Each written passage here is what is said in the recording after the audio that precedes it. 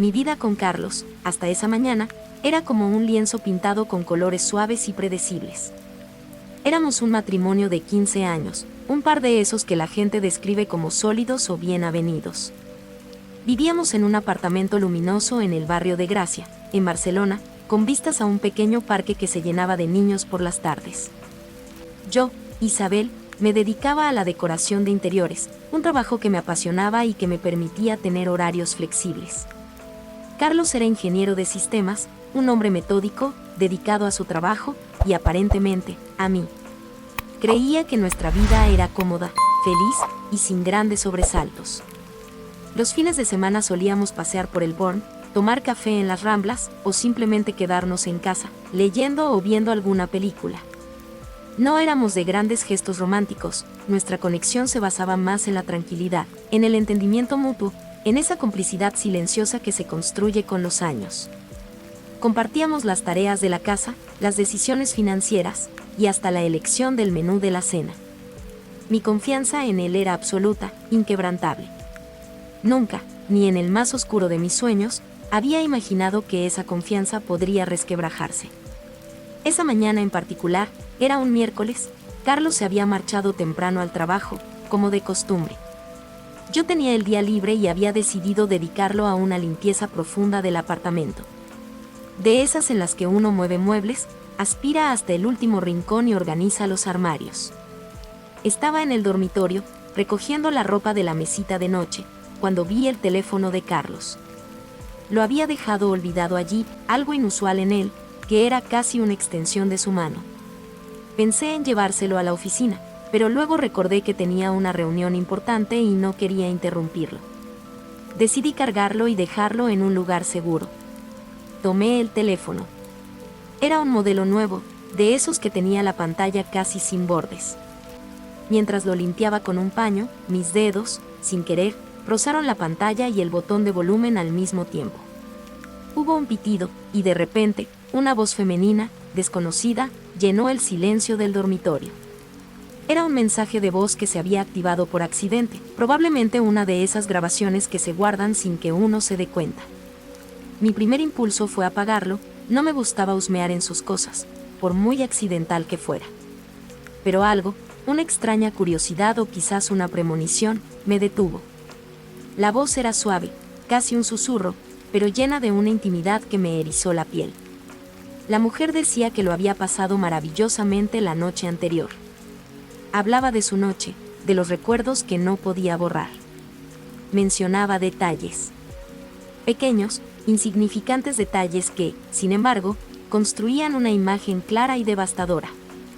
Decía que no podía esperar a verlo de nuevo, que ya lo extrañaba, que pensaba en él constantemente. Hablaba de un secreto que compartirían, de un paraíso que habían encontrado juntos. La voz se disolvía en una risita cómplice, seguida de un suspiro que sonaba peligrosamente cercano a un beso. El aire en el dormitorio pareció volverse denso, difícil de respirar. Mi corazón dio un vuelco, luego otro, y empezó a martillar en mi pecho con una fuerza brutal. La sangre se me heló en las venas. Mi mente se negaba a procesar lo que acababa de escuchar. No, no puede ser, me decía a mí misma, una y otra vez. Intentaba buscar una explicación lógica, una broma, un error, cualquier cosa que desmintiera la verdad que se cernía sobre mí. Quizás era un mensaje para otra persona, quizás un colega de trabajo que le había enviado por error. Pero la intimidad en la voz, la familiaridad con la que se dirigía a él, el contenido tan personal, todo gritaba la verdad. Era un mensaje para Carlos. Y la mujer que hablaba era su amante. El teléfono se me resbaló de la mano, cayendo al suelo con un golpe sordo. No me molesté en recogerlo. Solo me quedé allí, inmóvil, observando el vacío. Mis ojos se posaron en la cama, la misma cama donde Carlos y yo compartíamos noches, secretos, sueños. Ahora, la imagen de él en los brazos de otra mujer, susurrándole palabras de amor, o al menos de deseo. Se superpuso a mis recuerdos. La realidad se distorsionó, los colores de mi lienzo se volvieron grises, luego negros. ¿Cuánto tiempo llevaba pasando esto? ¿Cuánto tiempo me había estado mintiendo? La traición no era solo un acto físico, era una mentira constante, una burla a mi confianza, a mi amor, a toda nuestra vida juntos. Sentí una náusea profunda, un asco que me revolvió el estómago. Quise gritar, llorar, romper algo, pero ninguna emoción lograba manifestarse por completo. Estaba en shock, en un estado de negación y horror. Recordé pequeños detalles, incidentes que en su momento había ignorado, atribuido al estrés del trabajo de Carlos, a mi propia imaginación. Sus viajes de negocios que se alargaban un día más de lo previsto, las llamadas telefónicas que hacía en el balcón en voz baja, las veces que llegaba a casa tarde, oliendo a un perfume diferente, un olor que atribuía al ambiente de los restaurantes o las reuniones. Sus ausencias repentinas los fines de semana, con excusas vagas sobre amigos o proyectos urgentes. En su momento, no me importaron. Ahora, eran migajas de pan que me llevaban directamente al abismo. Una noche, hacía unas semanas, Carlos había llegado a casa muy tarde. Dijo que había estado con unos clientes.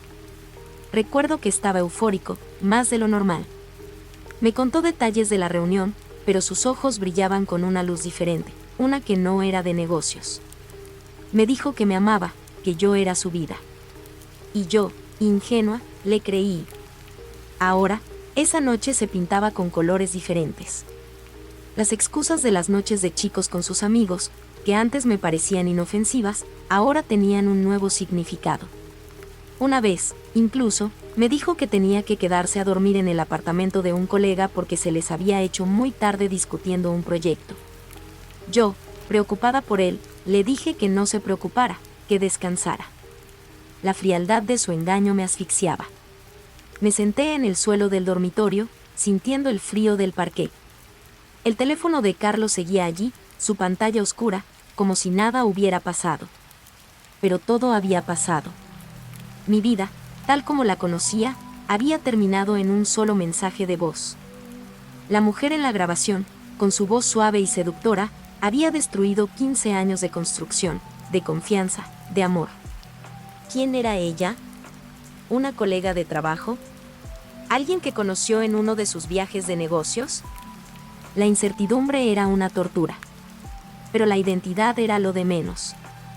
Lo importante era la traición. La absoluta falta de respeto por mí, por nuestra unión. Mi primera reacción fue la ira. Una ira hirviente que me subía desde el estómago hasta la garganta. Quise confrontarlo en ese mismo instante, llamarlo, gritarle, exigirle explicaciones. Quise destrozar el teléfono, borrar su existencia de mi vida. Pero una parte de mí, una parte fría y calculadora que no sabía que poseía, me detuvo. No. La confrontación no era la respuesta. Al menos no todavía.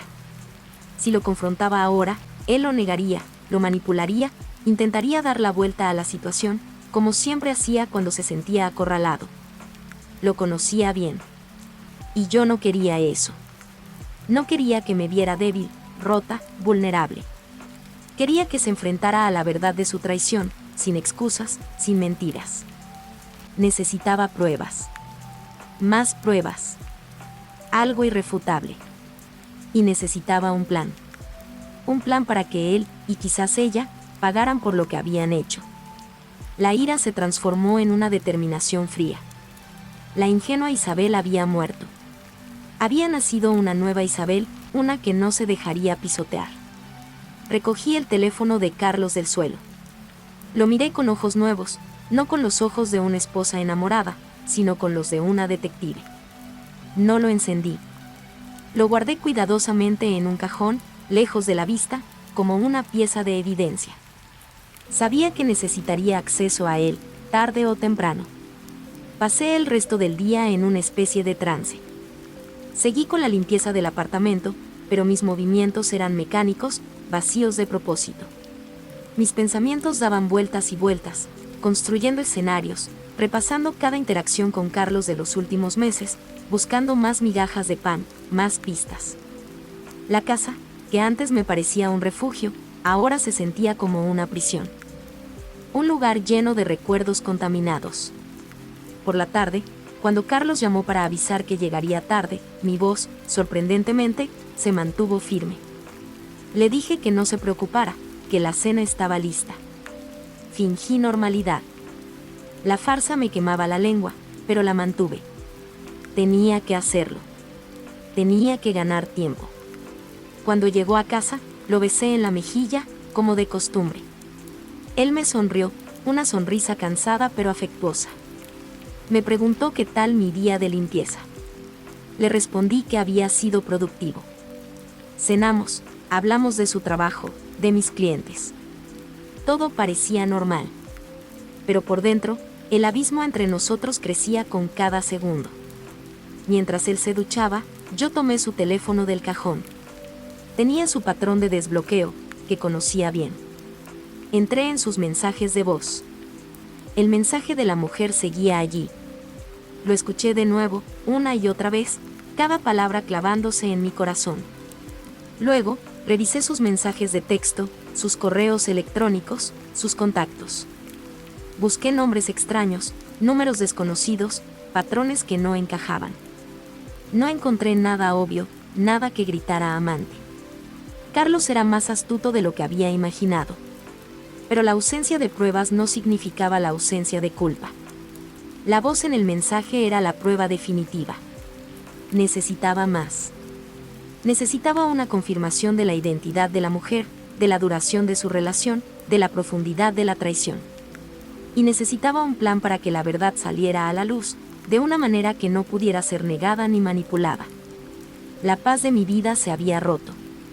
Y ahora, yo estaba en guerra. Pasé los siguientes días actuando con normalidad. La farsa era agotadora, pero la determinación me mantenía. Observaba a Carlos con nuevos ojos. Cada gesto, cada palabra, cada ausencia. Todo era analizado, cuestionado. Me di cuenta de lo ciego que había estado, de lo fácil que había sido para él engañarme. Mi mente trabajaba sin descanso, buscando la mejor manera de desenmascararlo. No quería un simple divorcio. Quería que él sintiera el mismo dolor que yo sentía, la misma humillación. Y quería que la verdad fuera conocida. Mi plan comenzó a tomar forma, una estrategia fría, calculada, nacida del corazón roto y del espíritu herido de una mujer que había sido traicionada. Los días que siguieron al descubrimiento del mensaje de voz fueron una tortura silenciosa. Por fuera, yo era la misma Isabel de siempre, la esposa atenta, la decoradora creativa, la mujer que disfrutaba de sus rutinas en Barcelona. Por dentro, era un volcán en erupción, una tormenta de emociones contenidas que amenazaba con estallar en cualquier momento. La farsa era agotadora, cada sonrisa, cada palabra amable que le dirigía a Carlos, era un acto de traición contra mí misma. Pero tenía que hacerlo. La venganza, o al menos la justicia, exigía paciencia y una actuación impecable. Mi mente, que antes se dedicaba a combinar colores y texturas para mis clientes, ahora estaba completamente absorbida en la planificación. Necesitaba pruebas, sí, pero no solo eso. Necesitaba entender la profundidad de su engaño, el alcance de su doble vida. Y necesitaba un plan que lo desenmascarara de una manera que no pudiera negar, que lo expusiera a él y a su amante sin dejarles escapatoria. Lo primero fue el teléfono. Carlos era meticuloso con su privacidad, pero yo lo conocía. Sabía sus hábitos. Después de la ducha por la mañana, lo dejaba en la mesita de noche mientras se vestía. Esa era mi ventana. Cada día, mientras él estaba en el baño, tomaba su teléfono y revisaba. Buscaba patrones, nombres, lugares. No era una búsqueda al azar. Yo era una organizadora por naturaleza, y esa habilidad se aplicaba ahora a mi dolor. Me di cuenta de que Carlos usaba aplicaciones de mensajería cifrada, esas que borran los mensajes después de un tiempo o que permiten conversaciones secretas. Era astuto, sí, pero no más que yo cuando mi intuición se activaba. También noté que un número de teléfono desconocido aparecía con frecuencia en sus llamadas salientes, siempre en horas inusuales, o cuando él estaba fuera de la oficina. Ese número no estaba en su lista de contactos habituales. Lo apunté, memoricé, pero no lo llamé. No quería alertar a nadie. También empecé a prestar atención a sus viajes de negocios. Antes, solo me interesaba su fecha de regreso. Ahora, me interesaba el destino, la duración, los hoteles. Le preguntaba con aparente inocencia sobre sus reuniones, sobre la gente que conocía. Él me daba detalles vagos, sonriendo, creyendo que me estaba engañando. Pero cada detalle vago era una bandera roja para mí. Un día, mientras él estaba en el trabajo, recordé que Carlos tenía un portátil antiguo que usaba para sus proyectos personales, uno que rara vez tocaba. Lo encontré en un armario, cubierto de polvo. Lo encendí. Tenía una contraseña, pero era una que él había usado antes, una fácil de recordar para mí. Entré. Para mi sorpresa, el portátil contenía carpetas ocultas. Carpeta tras carpeta de fotos. Fotos de él. Y de ella. La mujer era rubia, alta, con una sonrisa amplia y ojos vivaces. En las fotos, estaban en diferentes lugares, en una playa paradisíaca en el Caribe, en un restaurante elegante en París, en una cabaña de montaña en los Pirineos. No eran fotos de amigos o colegas de trabajo. Eran fotos de amantes. Abrazados, besándose, mirándose con una intimidad que me destrozó de nuevo el corazón. Los escenarios de sus viajes de negocio se revelaron ante mí en toda su cruel verdad. Ese era su paraíso que ella mencionaba en el mensaje de voz. El paraíso que habían construido a mis expensas. Reconocí algunos de los lugares. La playa era de un resort en Cancún, donde Carlos había dicho que iba a una convención de ingeniería. El restaurante era uno de esos exclusivos sitios parisinos que él me había dicho que quería visitar algún día, contigo, mi amor. La cabaña en los Pirineos era donde él había ido a desconectar con unos amigos del trabajo el verano pasado. Cada foto era una puñalada. Mi mano tembló mientras copiaba las fotos a una memoria USB. No podía creer la desfachatez, la arrogancia. Había guardado las pruebas de su traición en un portátil que creyó que nunca tocaría. Esa era su soberbia. Su confianza ciega en mi ingenuidad. También encontré correos electrónicos en ese portátil. Correos entre Carlos y la mujer. Sus nombres eran Clara. Clara Soler. Un nombre tan común, tan inofensivo. Pero las palabras que intercambiaban eran veneno. Planes para encontrarse, promesas de amor, lamentos por tener que esconderse. Había uno en particular, un correo de Carlos a Clara, donde le decía que pronto dejaría su vida anterior para estar con ella, que la amaba más que a nada en el mundo. Me llamó mi atadura.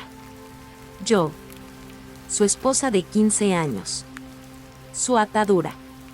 El dolor era insoportable, pero la ira lo superaba. Tenía en mis manos la evidencia irrefutable de su doble vida. La identidad de la mujer. La magnitud del engaño.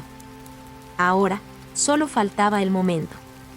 El momento para que la verdad saliera a la luz. Mi plan comenzó a tomar una forma más definida. No quería una confrontación privada, un grito en la intimidad de nuestro apartamento. Quería que su humillación fuera pública, que la verdad se revelara ante aquellos que nos conocían, ante su círculo, ante sus amigos. Él siempre había sido un hombre de apariencias, de imagen, y esa sería su caída. La oportunidad perfecta se presentó un par de semanas después. El cumpleaños de Carlos. Solíamos celebrar con una gran cena en un restaurante de moda, invitando a nuestros amigos más cercanos, a algunos de sus colegas de trabajo, a su familia. Era una ocasión importante, un evento social donde él siempre brillaba, rodeado de admiradores. Ese sería el escenario. Actué con una normalidad pasmosa. Organicé la cena, envié las invitaciones, elegí el restaurante. Carlos estaba encantado, sin sospechar nada. Me decía lo maravillosa que era, lo feliz que lo hacía. Cada una de sus palabras era una cuchilla que se clavaba más profundo en mi corazón, pero las aceptaba. La farsa se mantenía. Entre los invitados, por supuesto, estaría su hermano, Miguel, mi cuñado. Siempre me llevé bien con Miguel.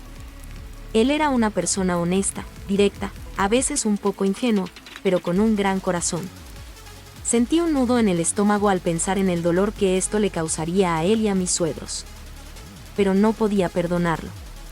No podía permitir que la verdad se ocultara. Llegó el día de la cena. El restaurante estaba lleno de gente, con música suave de fondo y un ambiente elegante. Carlos estaba radiante, vestido con su mejor traje, sonriendo, charlando con todos.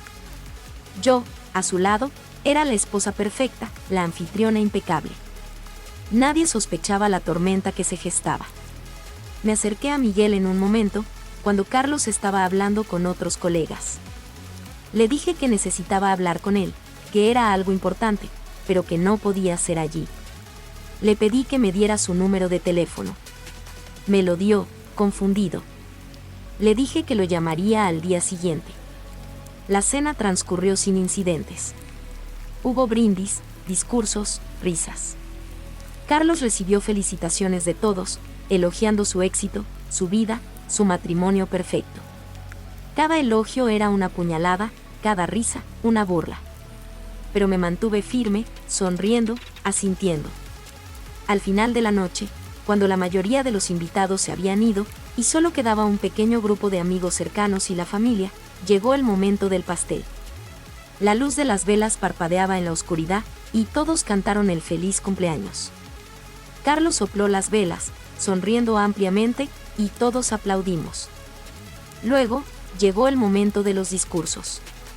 El primero fue mi suegro, unas palabras emotivas sobre el orgullo que sentía por su hijo. Luego, Miguel, su hermano, que le dedicó unas palabras de cariño, de hermandad. Y finalmente, llegó mi turno.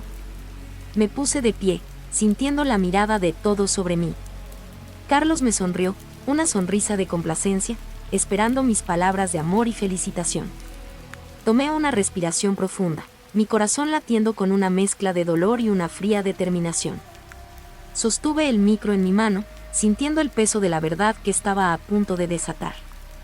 Buenas noches a todos, comencé, mi voz sorprendentemente clara y tranquila. Gracias por venir a celebrar el cumpleaños de Carlos. Mi esposo. El hombre con el que he compartido 15 años de mi vida. 15 años de amor, de confianza, de sueños. Miré a Carlos. Su sonrisa seguía allí, inmutable. Hoy es un día especial, continué, y quería aprovechar esta ocasión, rodeados de nuestros seres queridos, para hacer un brindis. Un brindis por la verdad. Porque la verdad, amigos, siempre encuentra su camino a la luz. La sonrisa de Carlos empezó a desvanecerse. Sus ojos se entrecerraron, intentando descifrar el significado de mis palabras. Los invitados se miraron, confundidos. Verán, dije, mi voz un poco más fuerte ahora, hace unas semanas, por un accidente, descubrí algo. Algo que ha cambiado mi vida para siempre. Algo que me ha mostrado la verdadera naturaleza del amor, de la confianza y de la traición. El murmullo se extendió por la mesa. Sentí la tensión crecer. Carlos estaba inmóvil, su rostro pálido. Descubrí, continué, mi voz gélida, sin emoción, que mi esposo, Carlos, ha estado viviendo una doble vida. Que ha estado engañándome. Que me ha estado mintiendo durante meses, quizás años. El silencio que siguió a mis palabras fue ensordecedor. Un silencio total, en el que se podía oír el latido de mi propio corazón. Luego, un estallido. Murmullos, exclamaciones de sorpresa, susurros de incredulidad. Mis suegros me miraron, sus rostros desencajados. Los amigos de Carlos, sus colegas, estaban en estado de shock.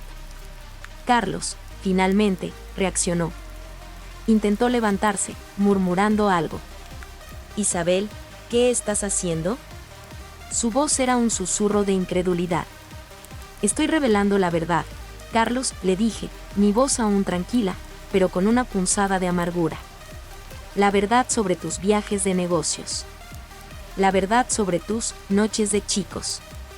La verdad sobre la mujer con la que has estado compartiendo paraísos a mis espaldas. Sacó la memoria USB de mi bolsillo. La sostuve en alto para que todos la vieran. Tengo pruebas, dije. Pruebas irrefutables. Fotos. Correos electrónicos. Mensajes de voz. De ti. Y de Clara Soler. El nombre de Clara resonó en el restaurante. La conmoción fue palpable. Algunos invitados se levantaron de sus asientos. Otros se quedaron pegados a sus sillas, observando el drama que se desarrollaba ante sus ojos. Carlos se derrumbó. Sus manos cubrieron su rostro. No había negación. No había excusas. Solo una humillación total. Sus padres estaban en estado de shock, sus ojos fijos en mí.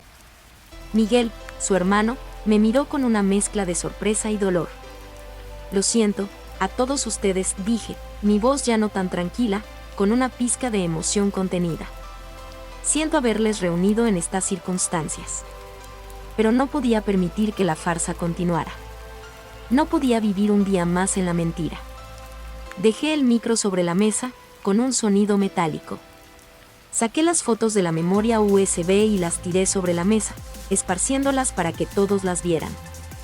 Eran las fotos de Carlos y Clara en la playa paradisíaca, en París, en la cabaña de montaña. La evidencia irrefutable de su traición.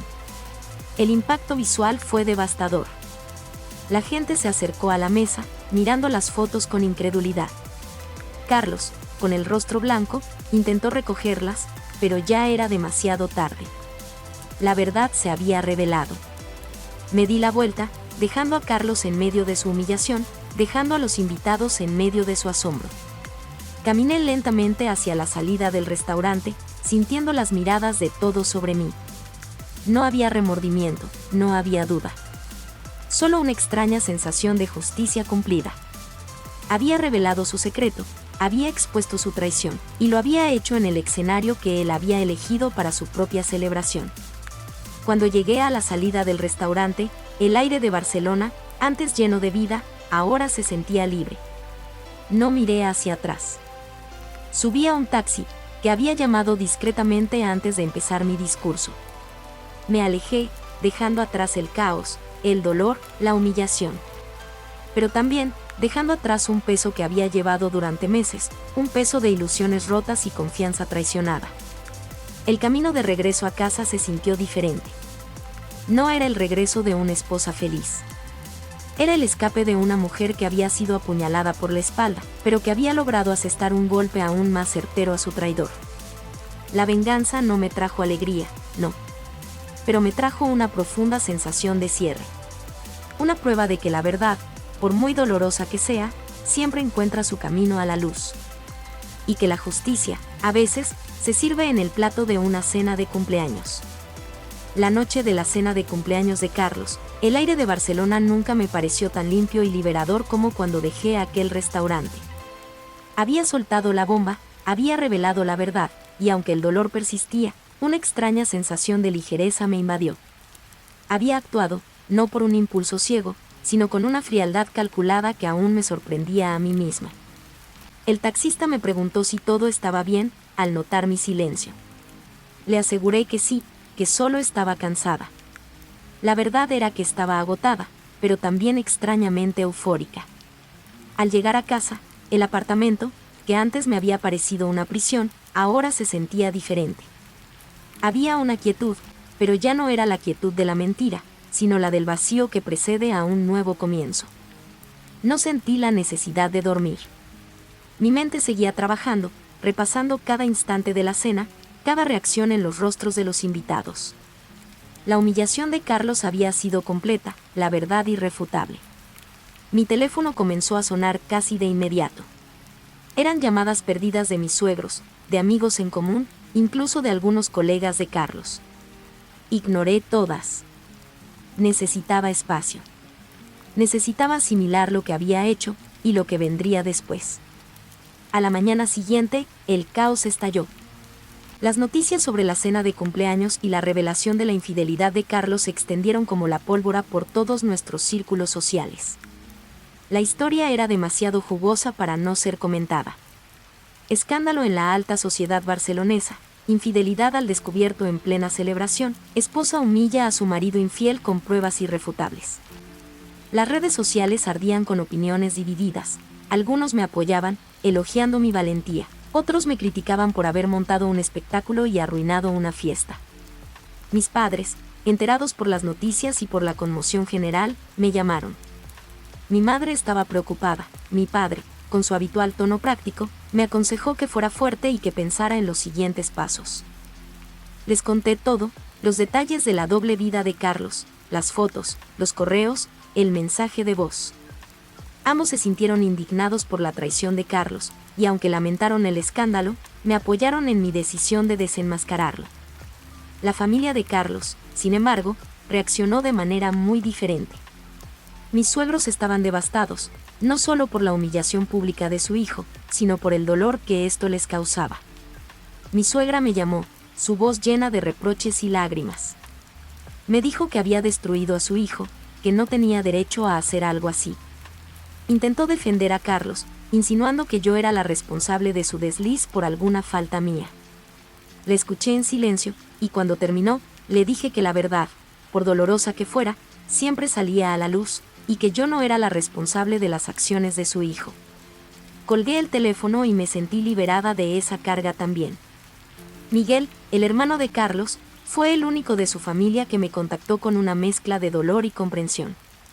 Me llamó al día siguiente de la cena. Su voz sonaba triste. Me dijo que no podía creer lo que había pasado, que no tenía idea de la doble vida de su hermano. Me pidió disculpas por el dolor que me había causado su familia. Le dije que no tenía nada de qué disculparse, que él siempre había sido honesto conmigo. En su voz, sentí una genuina preocupación por mí, no solo por su hermano. La vida de Carlos, como era de esperar, se desmoronó. Su reputación profesional se vio seriamente afectada. Era un ingeniero respetado, pero el escándalo de su vida personal se filtró a su empresa. Sus clientes empezaron a dudar de su integridad, sus colegas lo miraban con recelo. En el mundo corporativo, la imagen lo es todo, y la suya estaba hecha añicos. Él, el hombre metódico y controlador, se vio arrinconado, sin excusas, sin mentiras que lo salvaran. Clara Soler, la amante, también sufrió las consecuencias. Ella era una arquitecta de interiores, con una clientela selecta. Su nombre y su rostro se difundieron junto con los de Carlos. Su reputación profesional quedó destrozada. Los clientes la abandonaron, los proyectos se cancelaron. La historia de la otra mujer era tan devastadora para ella como para Carlos. Lo último que supe fue que había intentado alejarse de Barcelona, buscando un nuevo comienzo en otra ciudad, lejos de las miradas de juicio y el escarnio público. El proceso de divorcio fue rápido y sin complicaciones, al menos para mí. Carlos, abrumado por el escándalo y sin nada que ocultar ya, no ofreció resistencia. Las pruebas que yo había recopilado eran irrefutables. La ley estuvo de mi lado. Obtuve una compensación justa, la división de bienes fue equitativa, y yo conservé el apartamento de Gracia, mi refugio, mi verdadero hogar. Los primeros meses después del divorcio fueron una mezcla de alivio y un extraño vacío. La rabia se disipó lentamente, dejando paso a una tristeza profunda, no por la pérdida de Carlos, sino por la pérdida de la vida que creía tener. La vida cómoda, predecible, los colores suaves de mi lienzo. Todo eso se había ido. Tuve que reconstruirme, pieza por pieza. Me enfoqué en mi trabajo. La decoración de interiores, que antes era una pasión, ahora se convirtió en mi terapia. Canalicé mi energía en nuevos proyectos, en crear espacios hermosos y funcionales para otros, buscando la belleza en medio de la desolación. Poco a poco, mi reputación como profesional creció, no por el escándalo, sino por mi talento y mi dedicación. También comencé a salir más, a reconectar con amigos que había descuidado, a hacer nuevas amistades. Exploré Barcelona con nuevos ojos, visitando lugares que antes no había notado, descubriendo rincones ocultos, disfrutando de la ciudad con una libertad que nunca antes había sentido. Era un nuevo capítulo, un lienzo en blanco esperando ser pintado con nuevos colores. Sin embargo, la historia de Carlos no terminó allí. Un día, unos meses después de nuestro divorcio, recibí una llamada inesperada. Era Miguel, su hermano. Su voz sonaba preocupada, casi asustada. Me dijo que Carlos había desaparecido. Mi corazón se encogió. No por pena, sino por una extraña aprensión. Le pregunté qué había pasado. Miguel me contó que Carlos había perdido su trabajo, que sus ahorros se habían agotado, que había caído en una profunda depresión. Se había endeudado, pidiendo dinero prestado a amigos y familiares, intentando mantener las apariencias. Pero todo se había venido abajo. Y ahora, simplemente se había esfumado. nadie sabía dónde estaba. Su teléfono estaba apagado, sus cuentas bancarias vacías. Era como si la tierra se lo hubiera tragado. La noticia me dejó pensativa. No sentí satisfacción ni venganza. Solo una sensación de que la vida, a veces, es un boomerang. Carlos había sembrado mentiras y traición, y ahora estaba cosechando la soledad y la ruina. Su caída era completa, no solo profesional y social, sino también personal. Pero la historia, curiosamente, tenía un giro aún más inesperado. Unas semanas después de la desaparición de Carlos, Miguel me llamó de nuevo. Su voz sonaba aliviada, pero también confusa. Me dijo que Carlos había reaparecido. No en Barcelona, sino en un pequeño pueblo de la costa de Cádiz, un lugar remoto y tranquilo. No estaba solo. Estaba con Clara Soler. La sorpresa me dejó sin aliento. ¿Clara? Después de todo lo que había pasado, Miguel me contó que Carlos había ido a buscarla, que ella también había sufrido las consecuencias del escándalo y que, en medio de su propia ruina, se habían encontrado de nuevo. Vivían en una pequeña casa alquilada, llevando una vida modesta, lejos del lujo y de las apariencias a las que estaban acostumbrados. Miguel me dijo que los había visitado. Que Carlos no era el mismo. Estaba demacrado, con el rostro marcado por la angustia, pero por primera vez en mucho tiempo, parecía en paz. Clara, por su parte, se veía cansada, pero su mirada era de comprensión y apoyo. Habían perdido todo, sí, pero se tenían el uno al otro. Y lo más sorprendente, según Miguel, era que Carlos parecía haber encontrado una especie de redención en la simplicidad, en la humildad, en el anonimato. Lejos de la presión social, lejos de las apariencias, de las mentiras. La ironía era brutal. Habían encontrado su paraíso, sí, pero no en el lujo y el secreto, sino en la ruina y el ostracismo. El mismo paraíso que ella le mencionaba en el mensaje de voz, que había sido mi infierno, ahora se materializaba de una forma completamente diferente. Habían pagado un precio muy alto por su amor prohibido, pero al final, habían elegido estar juntos, asumiendo las consecuencias de sus actos. La noticia me dejó pensativa. No sentí alegría por su desgracia, ni tristeza por su unión. Sentí una especie de cierre. La historia de Carlos y Clara, que había sido mi tormento, ahora tenía un final agridulce, pero un final al fin y al cabo. Y yo, Isabel, había sobrevivido. Había reconstruido mi vida, mi paz, mi felicidad. La vida me había enseñado una lección valiosa. Que la confianza es un pilar fundamental y que su rotura es devastadora. Que la verdad, por dolorosa que sea, siempre libera. Y que la justicia, a veces, se sirve de las maneras más inesperadas, no con un castigo directo, sino con las propias consecuencias de las acciones de uno. Mi vida en Barcelona florecía.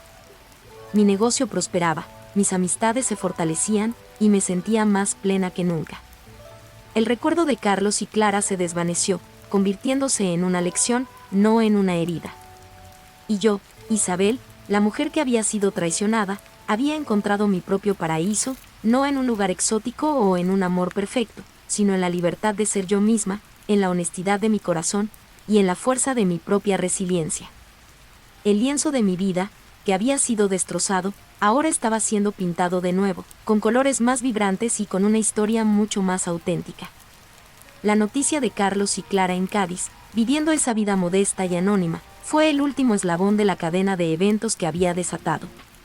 Me sentí extrañamente en paz. La tormenta había pasado, y el horizonte se abría ante mí con una claridad que nunca antes había conocido. El apartamento en Gracia, mi refugio, se llenó de luz. No solo la luz del sol que entraba por los grandes ventanales, sino una luz interior, una sensación de liberación. Mi vida en Barcelona empezó a florecer de una manera que me sorprendía cada día. Mi negocio de decoración de interiores prosperaba. La gente, al enterarse de mi historia no por chismes, sino por una verdad que se había filtrado naturalmente, me veía con nuevos ojos. Algunos clientes me buscaban no solo por mi talento, sino por la fuerza que había demostrado. Canalicé toda mi energía en la creatividad, en transformar espacios, en hacer que los hogares de otros fueran refugios de paz y autenticidad, justo lo que yo había buscado y encontrado. Mis amistades se fortalecieron. Aquellos que me apoyaron incondicionalmente durante el escándalo se convirtieron en mi círculo más cercano, mi familia elegida. Con ellos, podía ser yo misma, sin máscaras, sin la necesidad de aparentar. Reímos, lloramos, y compartimos la vida con una honestidad brutal que se sentía curativa. También hice nuevas amistades, personas que conocí a través de mi trabajo o de nuevas actividades que empecé a explorar. Me apunté a clases de cerámica, algo que siempre quise hacer. El contacto con la arcilla, el proceso de dar forma a algo con mis propias manos, se convirtió en una forma de meditación, de anclaje a la realidad. Aprendí a disfrutar de la soledad, no como un castigo, sino como una oportunidad para el autodescubrimiento. Paseaba por el barrio de Gracia, me sentaba en las plazas, observaba a la gente. Viajaba sola, explorando lugares que siempre había querido conocer, sin itinerarios fijos, sin expectativas, solo con la curiosidad de una viajera. Descubrí una fuerza interior que no sabía que poseía, una resiliencia que me permitía afrontar cualquier desafío. Mi relación con Miguel, el hermano de Carlos, se mantuvo y se transformó en una amistad genuina. Él, a diferencia del resto de su familia, nunca me culpó. Al contrario, sentía una profunda pena por lo que había pasado y una admiración por mi entereza. A veces me llamaba para contarme algo de Carlos y Clara, siempre con cautela, sin entrar en detalles morbosos. Me decía que parecían estar encontrando su camino, que habían aprendido la lección a las malas.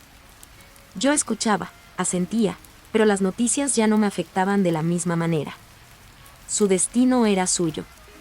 Mi camino era el mío. La historia de Carlos y Clara se convirtió, con el tiempo, en una especie de fábula urbana, un recordatorio de que las apariencias engañan y que la verdad, tarde o temprano, encuentra su camino. Para mí, sin embargo, no fue solo una fábula. Fue una lección de vida inestimable. Aprendí que la confianza es el pilar más frágil de cualquier relación, y que una vez que se rompe, las grietas son casi imposibles de reparar. Que la mentira, por muy bien disfrazada que esté, siempre deja un rastro, pequeñas migajas que, si se sabe buscar, conducen a la verdad. Y que la verdad, por dolorosa que sea en el momento de su revelación, es el único camino hacia la verdadera libertad. También comprendí que la justicia no siempre se manifiesta en un castigo directo o en una victoria clamorosa. A veces, la justicia reside en las propias consecuencias de los actos, en el desmoronamiento de una vida construida sobre engaños, en la necesidad de reconstruirse desde las cenizas. Carlos y Clara habían pagado un precio muy alto por su amor prohibido, pero al final, habían elegido estar juntos, asumiendo las consecuencias de sus actos. Habían encontrado su paraíso en el anonimato, en la simplicidad, lejos de las luces y las apariencias que los habían cegado. La ironía de su destino era, en cierto modo, la justicia más cruel y perfecta. Mi vida, el lienzo que Carlos había destrozado con sus mentiras, ahora estaba siendo pintado de nuevo con colores mucho más vibrantes y con una historia mucho más auténtica. Ya no era la Isabel de antes, la esposa ingenua y confiada. Era una Isabel más fuerte, más sabia, más resiliente. Había pasado por el fuego de la traición y había emergido, no ilesa, pero sí transformada. Mirando hacia atrás, a esa mañana en que mis dedos rozaron el teléfono de Carlos y desataron la verdad, no sentía remordimiento. Sentía gratitud. Gratitud por el brutal despertar, por la lección aprendida, por la oportunidad de pintar mi propio paraíso. Un paraíso que no estaba en playas exóticas ni en hoteles de lujo, sino en la paz de mi hogar. En la riqueza de mis amistades, en la pasión de mi trabajo y en la libertad de ser yo misma. La vida me había dado una segunda oportunidad, y yo estaba decidida a vivirla plenamente, con honestidad y con el corazón abierto a todo lo que el futuro pudiera traer. El capítulo de Carlos había terminado, pero mi propia historia, mi verdadera historia, apenas comenzaba.